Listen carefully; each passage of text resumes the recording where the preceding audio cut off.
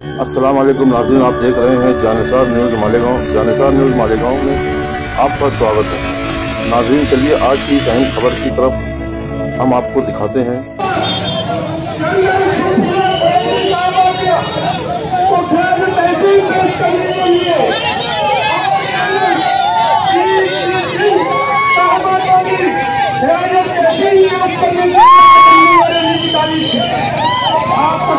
ठीक है ना?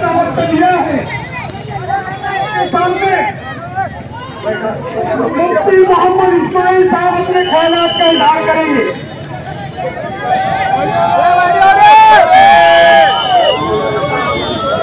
अस्सलाम वालेकुम व रहमतुल्लाहि व बरकातुहू। अपने साथियों से गुजारिश है, नीचे बैठ जाएं थोड़ी देर के लिए।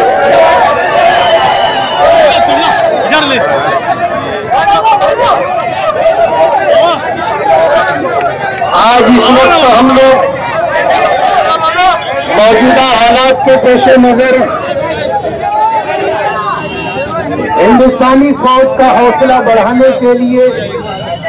मुशर्रफ चौक से एक रैली लेकर के निकले और हम हिंदुस्तान जिंदाबाद, पाकिस्तान मुर्दाबाद के नारों के साथ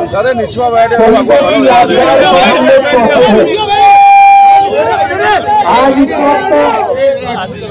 हिंदुस्तान के मौजूदा हालात में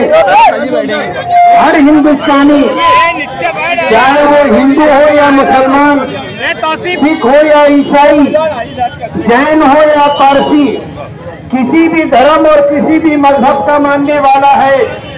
आज वक्त हिंदुस्तान की फौज के साथ कांधे से कांधा लगा करके खड़ा है। आज ये वक्त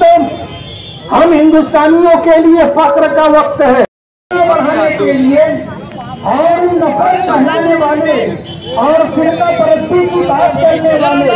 जो इस मुल्क में रहने वाले मुसलमानों की देशभक्ति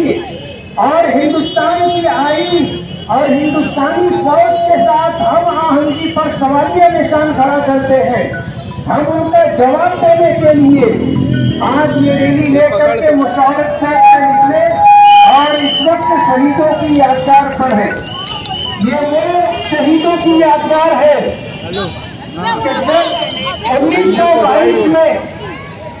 हिंदुस्तान पर अंग्रेजों का कब्जा था, उस कब्जे के खिलाफ हिंदुस्तान के इस छोटे से शहर मालेगांव में यहाँ हमने एक फौज तैयार की थी जो देश की आजादी के लिए और अंग्रेजों की गुलामी से निजात पाने के लिए जद्दोजहद और कोशिश कर रही थी।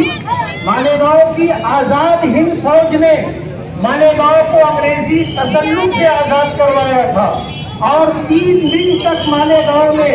आजाद हिंद फौज का कब्जा रहा और हमने हिंदुस्तान जिंदाबाद और अंग्रेजों के खिलाफ जंग लड़ करके अपने शहर को आजादी दिलाई थी। आज उसी शहीदों की यादगार पर हम लोग यहाँ आए हैं और महाराष्ट्र ही नहीं और हिंदुस्तान ही नहीं, पूरी दुनिया को और पूरे वर्ल्ड को ये पैगाम देना चाहते हैं कि हिंदुस्तान का एक फर्द, चाहे वो हिंदू हो, मुसलमान हो, सिख हो या ईसाई हो,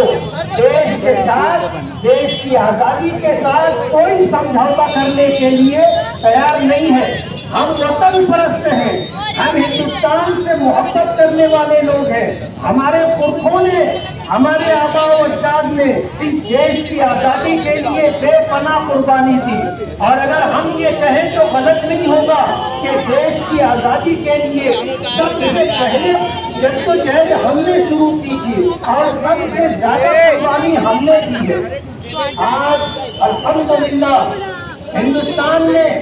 उस दहशतगर्दी का जवाब दिया जो दहशतगर्दी माजी में पुलवामा में हुई थी और हमारी फौज के 50 सैकड़ों नौजवान शहीद हो गए थे। और अभी के पिछले महीना पहलगाम कश्मीर में जो दहशतगर्दों का हमला था और सैयाह विजिटर 26-27 लोगों को उन्होंने बेकसूर और बेगुनाह होने के बावजूद मार दिया, हिंदुस्तानी फौज ने उसका जवाब देने के लिए जो कर्नल सूफिया कुरैशी और कर्नल विवेका सिंह की क़यादत में जो स्ट्राइक किया है और कामयाब स्ट्राइक किया है और दहशतगर्दों के ठिकानों पर हमला करके उनको तहस नहस कर दिया है। हम अपनी फौज की हिमायत के लिए, अपनी फौज का हौसला बढ़ाने के लिए और पूरे मुल्क को ये पैगाम देने के लिए कि बुरे वक्त में, इन बुरे हालात में देश की हिफाजत के लिए, देश की आज़ादी के लिए, फौज का हौसला बढ़ाने के लिए आज हिंदुस्तान का एक एक मुसलमान फौज के साथ कांधे से कांधा मिलाकर और कदम से कदम मिलाकर के खड़ा है और अपने मुल्क के लिए माजी में हमने कुर्बानियां दी हैं, आज भी हम कुर्बानी देने के लिए तैयार हैं। मैं आपको ये पैगाम देना चाहता हूँ कि हम वो लोग हैं कि जब मुल्क आज़ाद हुआ तो हमारे आबाओ अजदाद ने हिजरत नहीं की, हमारे आबाओ अजदाद ने इस मुल्क में रहना पसंद किया और ये हमारी अपनी चॉइस थी। हमारी इस मुल्क में रहना हमारी मजबूरी नहीं है, पसंद है। हमारे पास ऑप्शन थे,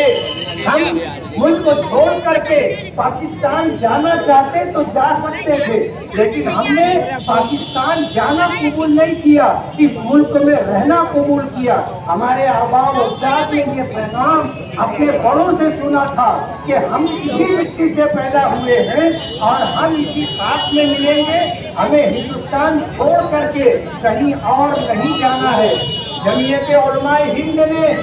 पाकिस्तान बनने की मुखालफत की थी और हिंदुस्तान में रहने वाले मुसलमानों ने जमीयत उलमाए हिंद और मुल्क की आज़ादी के लिए कुर्बानी देने वाले मुसलमान अकाबरीन की आवाज़ पर इस मुल्क में रहना कबूल किया। हजरत मौलाना अबुल कलाम आज़ाद साहब रहमतुल्लाह अलैह, जिन्होंने जामे मस्जिद की सीढ़ियों पर खड़े होकर के कहा था कि अरे मुसलमानों, तुम हिंदुस्तान छोड़ करके कहाँ जा रहे हो? अगर तुम जा रहे हो तो तुम्हारे आबाओ अजदाद की कब्रें यहाँ हैं। अगर तुम्हें हिंदुस्तान में रहना कबूल नहीं है तो अपने आबाओ अजदाद की हड्डियां भी साथ में लेकर के जाओ। उस वक्त के संजीदा, बाशऊर और वतन परस्त और वतन से मोहब्बत रखने वाले मुसलमानों ने अपने उलमा और अकाबरीन की आवाज़ पर लब्बैक कहते हुए हिंदुस्तान में रहना पसंद किया। ये हमारी अपनी चॉइस है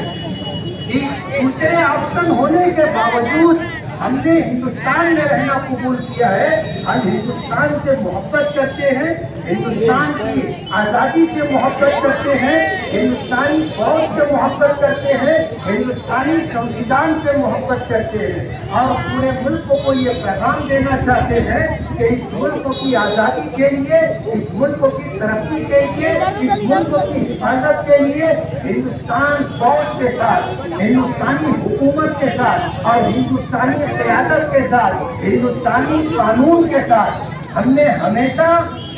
कांधे से कांधा मिला करके खड़े रहना कबूल किया है। आज यही पैगाम देने के लिए हमने मुशावरत चौक से निकल करके शहीदों की यादगार पर आ करके हम यहाँ पर ये नारा देते हैं कि हिंदुस्तान जिंदाबाद, हिंदुस्तान जिंदाबाद, हिंदुस्तान जिंदाबाद,